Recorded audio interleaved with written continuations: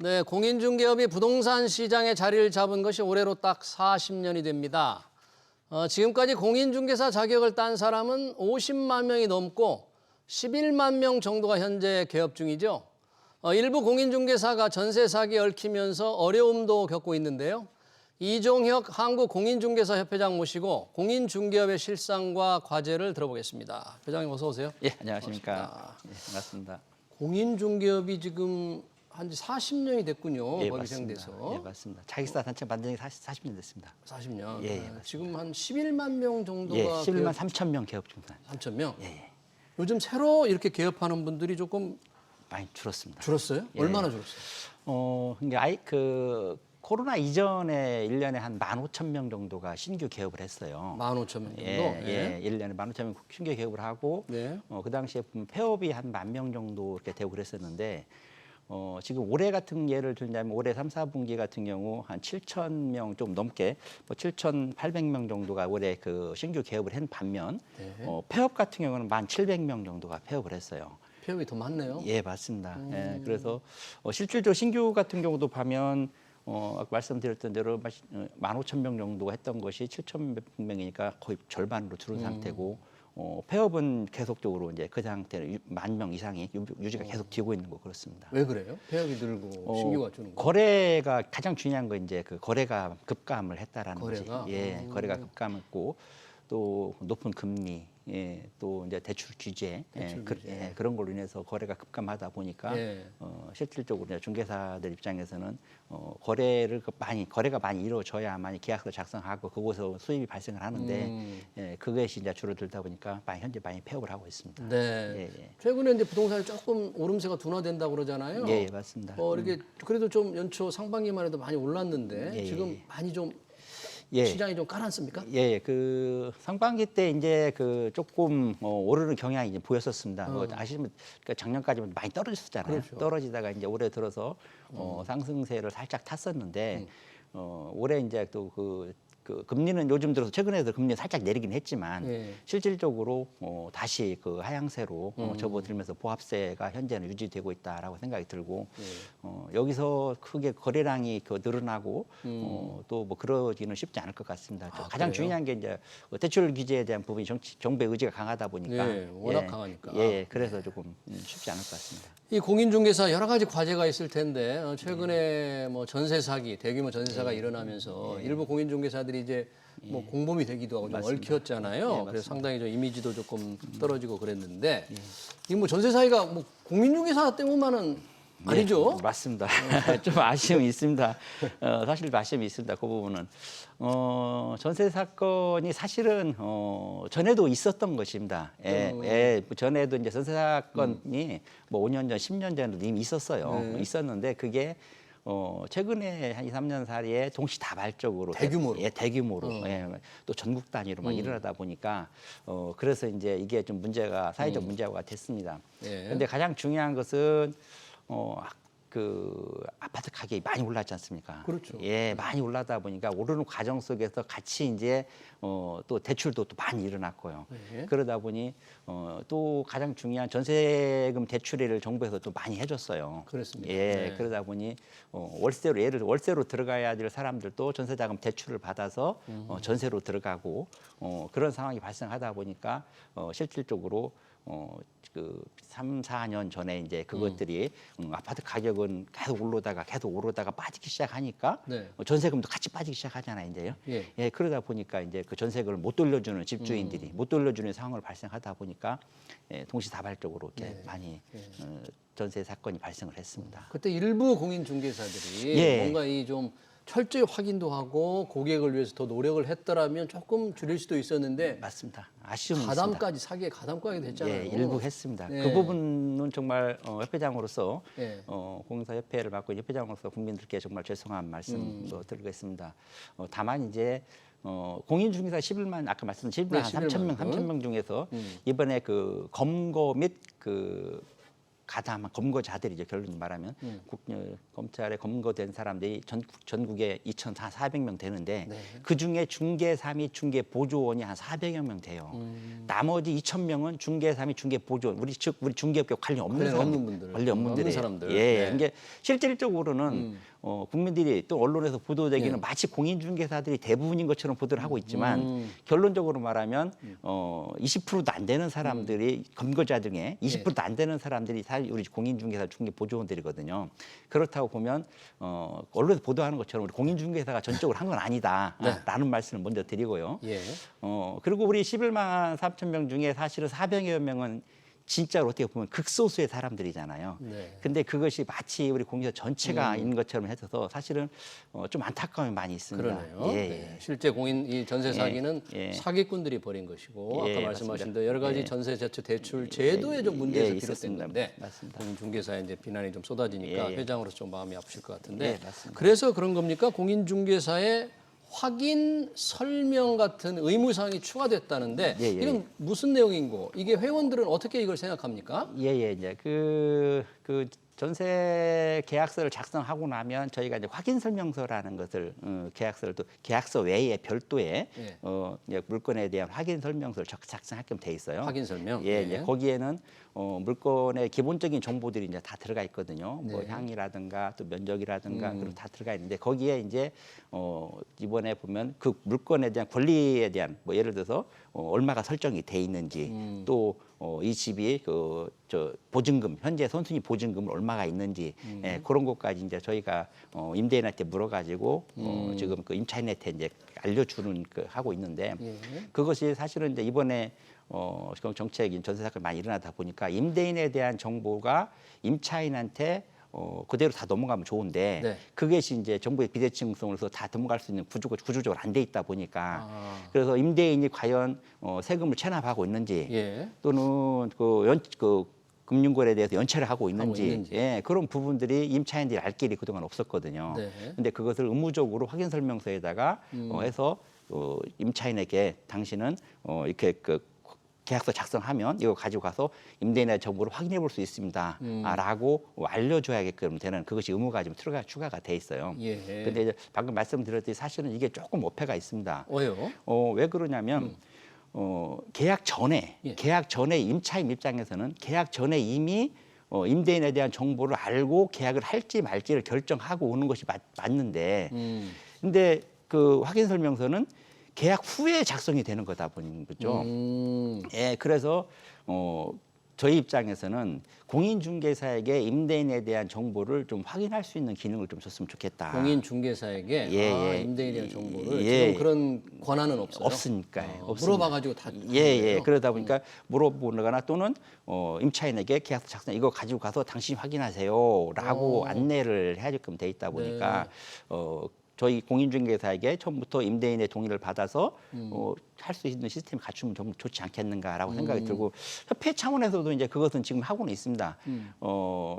저희 이제 그 협회 임대 그 나이스 신용 정부와 저희가 업무계획을 체결을 해가지고 임대인 동의 받아가지고 저 자체적으로 임차인에게 이렇게 알려줄게끔 돼 있는데 그마저도 임대인이 동의를 안 해주면 못하는 상황이 발생하다 보니까 조금은 아쉬움은 좀 있습니다. 그러네요. 임대인에 관한 정보를 조금 예. 뭔가 공인중개사가 확실하게 알 수 있는 어떤 맞습니다. 보장 장치가 좀 필요하다는 그런 말씀이신데 맞습니다. 그런 정보도 필요하지만 공인중개사가 정확하게 임차인들한테 물건 설명이라든지 시장 상황이라든지 이런 걸 다 설명하려면 뭔가 공인중개사들에 대한 교육도 조금 협회 차원에서 많이 해야 될 것 같은데 실제 맞습니다. 어떻게 좀 하고 있어요? 예.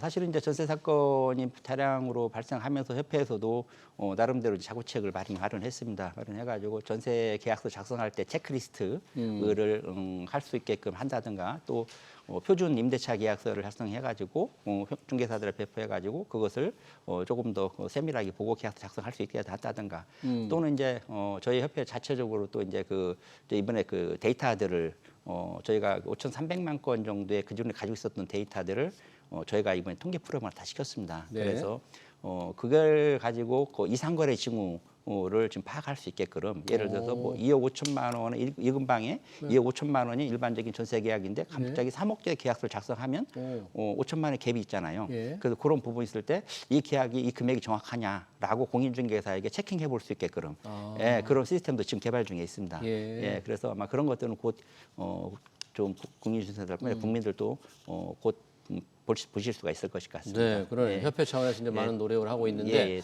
또 아울러서 또 교육 부분 조금 예, 더 교육, 말씀드리면 신규 공인중개사들이 이제 사고를 보통 많이 냅니다. 새로 하신 분들이? 예, 예. 이제 1에서 5년 차의 사고 비율 전체 사고의 한 35% 정도가 돼요.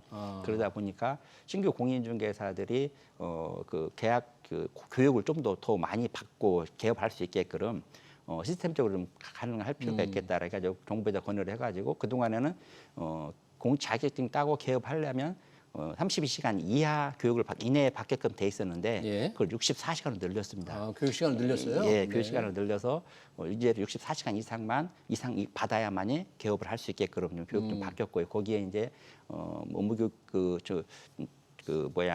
윤리에 대한 부분이라든가 또는 이제 실무에 대한 부분들 그런 부분들 좀 대량으로 많이 추가를 시켜가지고 전세 사건들이 다시는 발생하지 않게끔 하고 있고 좀 아쉬운 점은 이제 더 추가돼야 할 부분들이 보면 공인사 자격증을 따고 오래된 사람들 있지 않습니까? 뭐 10년 된 사람도 있고 20년 된 사람도 있잖아요. 40년 된 분도 있겠네요. 40년 됐으니까. 예, 맞습니다. 이대기하는 사람 그런 사람도 있습니다. 그런 분들은 사실은 개업을 안 하고 있었으면 네. 공인중개사 자격자라고 말하기가 조금 어폐가 있지 않습니까? 자격증만 따고. 예, 오랫동안 안 했으니까요. 예. 업을 안 내고 있었으니까. 그런 사람들이 지금 똑같이 전에는 32시간 이내만 교육 받으면 그냥 업을 할 수 있었어요. 그러면은 지나가는 사람 데려다가 30시간 교육시키고 중개업하라거나 똑같은 현상이 발생하거든요. 그래서 개업하고 자격증 따고 3년 이상 된 사람들에 대해서는 좀 더 교육을 좀 더 많이 시킬 필요가 있겠다. 예, 그래서 그 사람들에 대해서는 좀 장기적으로 일반 장롱면허라 그러는데 그 사람들한테는 조금 더 많은 교육 시간이 필요하지 않겠는가라고 네. 생각이 듭니다. 근데 장롱? 그런 제도도 빨리 도입이 돼야 됩니다. 네, 장롱 면허자에게는 좀 더 예. 교육을 많이 시키겠다. 예, 예. 그럴 필요가 있습니다. 네, 공인중개사 교육 이제 이런 얘기를 하다 보니까 여러 가지 역할도 있을 텐데 그동안 우리 이종혁 회장께서 이 공인중개사 협회를 이 법정 단체로 만들어야 된다. 예, 이걸 예, 이제 예. 계속 강조를 예, 해가셨는데 예. 이 법정 단체로 만드는 게 왜 필요한 겁니까? 예, 사실은 이제 그 우리 나라의 그 부동산 계약서 작성되는 거 보면 전체 매매 계약 기준으로 봤었을 때 약 한 55% 정도만 공인중개사가 계약서를 작성을 해요. 55%만 예. 절반이 조금 넘고 나머지는 나머지 45% 정도가 실질적으로 공인중개사 손에 의해서 계약서 작성되고 있지 않아요. 누가 해요? 그럼 이제 그게 바로 그 말씀하신 거잖아요. 근데 실질적으로 당사자 저희 자체적으로 조사를 해보면 당사자 거래가 직거래 그죠? 직거래가 좀 있을 테고. 직거래는 한 5에서 6% 정도 돼요. 아, 5%. 5에서 6% 정도 나머지 되고 한 40%, 예, 40%가 가까이가 바로 컨설팅, 뭐 분양 대행사 또는 그 토지 같은 경우는 동네 이장들, 뭐 일명 말하는 똠방들. 컨설팅 하면 그 등록하지 않은 중개사들 아니에요? 예, 그렇습니다. 그런 사람들에 의해서 그런 사람들에서 실질적으로 거래가 되고 있어요. 그러다 보니 그 속에서 나오는 국민적 피해들은 사실은 눈에 보이지 않을 뿐이지 다시 올라올 거란 말이죠. 예, 그래서 사실은 이제 그런 부동산 무등록 거래라든가 실질적 국민들이 피해 볼 수 있는 그런 무등록 거래들이 현재 그 관할 그 지도 간속할 수 있는 권한이 국토교통부 또는 각 지자체에서 갖고 있어요. 네. 근데 그 지자체에 공무원들이 실질적으로 1명 또는 2명에서 업무를 하고 있는데 기본적인 업무도 하기가 쉽지 않은 편이죠. 그래서 그런 부분들을 시장에서 조금 일정 정도 공인중개사들이 공인중개사는 각 지역이 다 있잖아요. 네. 그리고 그곳에는 또 각 저희는 256개 시군구에 각 지회가 또 다 구성이 돼 있습니다.